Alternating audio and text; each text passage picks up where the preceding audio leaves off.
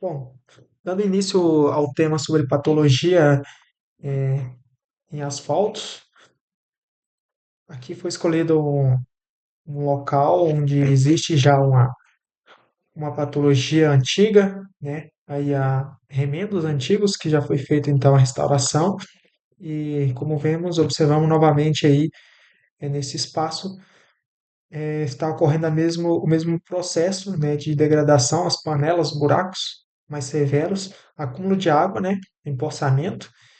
E então, a classificação aí de acordo com o DINIT, né? Classificação 006/2023, as panelas e buracos, né? Desapropriação, estágio avançado. Então, nós vamos estudar, analisar um pouquinho sobre isso, né? E o fundamento, porque patologias em pavimentos rodoviários apresentam perdas estruturais, que aumenta os custos, e esses custos são de manutenção, né? Reduz a segurança nas vias, diminui o conforto do usuário que está ali usando aquela via e também apresenta aí outros problemas gravíssimos, né? Medidas precisam ser tomadas e nós vamos então destacar um pouquinho sobre isso, sobre o que podemos fazer para então restaurar esses locais de acordo com o que nós estudamos aí na disciplina de estradas. Aqui é o registro fotográfico do local onde foi feita a análise, né? Aí na foto já dá para ver essas trincas, esses buracos. É uma via que é de acesso, então não é muito movimento, mas ocorre principalmente pela falta aí de planejamento. Deficiência da drenagem, causa principal. Como na foto nós mostramos aí, tem a água empoçada. Essa água, ela infiltra na estrutura, ela reduz a coesão do asfalto, né? E amolece aí a base, o que fofa e aumenta aí então essas trincas, né? A fadiga, outra coisa muito antiga, muito fácil visível, esses remendos, remendos sobre remendos. Então as juntas, elas elas permitiram a entrada de água, que acelerou então a destruição, né? Então, por que que isso ocorreu? Excesso de carga, envelhecimento do ligante, né, que é o ligante asfáltico. Temos aí a falta de capacidade estrutural da camada, a camada que ela não foi feita de acordo com o dimensionamento correto, né, ali da via. Às vezes também até questão também de materiais de baixa qualidade, né? Então, a infiltração da água é um fator aí que é o inimigo, os principais inimigos aí dos pavimentos, né? Que causa também aí essa degradação.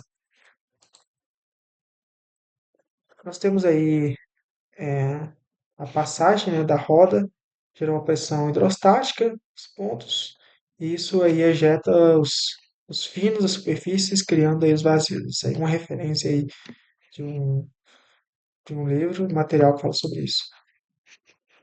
É, a fadiga ela ocorre devido aos esforços de tensão, né? Esforço no asfalto, e aí causa as trincas visíveis, né? As repetição, né? Os parâmetros empíricos que nós utilizamos, e as medidas que poderiam ser tomadas é um dimensionamento adequado, né? De acordo com o DINIT, com as normas, como já foi dito, controle tecnológico também do CBUQ, maior espessura da camada, reforço, drenagem, uma drenagem mais eficiente é uma coisa que precisa ser tratada bem, né? Canaleta, também fazer a sarjeta de acordo com os locais que precisam mais.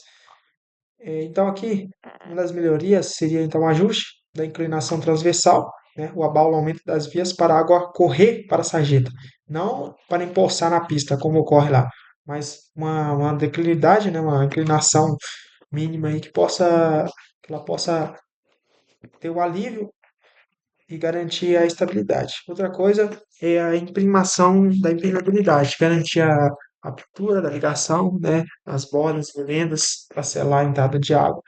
Outro fator importante é o passo a passo técnico. O que, que pode ser feito, então, nesse caso, quando já ocorre o problema?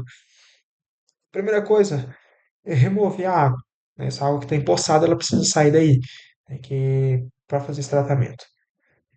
Demolição.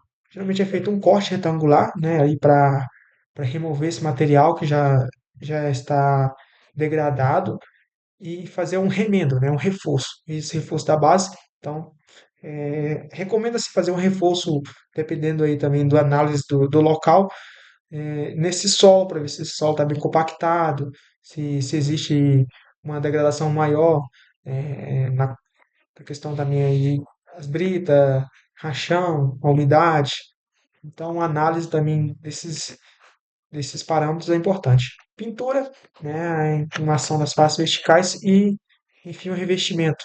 Nós vamos ver um cálculo, exemplo, da faixa de revestimento, mas geralmente é uma média de 5 centímetros de revestimento aí de liga asfáltica para poder fazer esse reparo, né?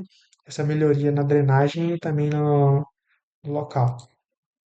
Aqui é um cálculo exemplo, um cálculo simplificado, tem métodos, mas o método de Nietzsche, né, baseado aí nos dados. A gente pode, por exemplo, ter como carga padrão, que é do eixo, né, o revestimento, o tráfego futuro, a vida remanescente estimada do trecho, são coisas que devem ser levadas em consideração e às vezes, muitas vezes, quando vai ser feito então aí uma restauração numa via dessas, principalmente aí as competências que era para ser feita não é analisada, né? Então aí a gente tem as taxas de veículos, né? Que é, que é no dia, aqui de acordo com a DNR, então tem uma taxa de veículos aqui foi usado, por exemplo, 10 veículos por dia, taxa de crescimento 3% ao ano e um horizonte de 10 anos, ou seja, prevendo aí um período de 10 anos. Feito esse cálculo, né, a gente obtém aqui então é, uma conclusão para o dimensionamento aí da, do quanto que nós vamos adotar do CBQU. Então, 5 centímetros, né, para maior estabilidade, como aqui fala que o N ele é menor do que 10 na sexta, né? Então, a norma ela permite o tratamento superficial, mas a gente adota um pouco acima para também a questão de durabilidade, né? Contra a água, que é um fator muito importante, que a gente precisa ser observado nesse, nesse quesito. Aí, por fim, a gente tem aqui mais ou menos uma média de como que é utilizado isso, uma área afetada, por exemplo, de 4x4, né? Você usa a brita, a espessura, o volume, a densidade do material e dá para a gente calcular então aí quanto que vai ser necessário para poder fazer a restauração. Esse é um dos métodos, né? Mas são coisas que precisam ser analisadas, fatores que precisam ser levados em consideração, né? Então, algo muito importante para a gente poder estar estudando e que foi bem analisado na matéria de estradas, que fala sobre esses parâmetros, né? Que a gente utiliza. Então, está aí o que a gente pode estudar e também absorver sobre isso, sobre a questão da restauração desses locais.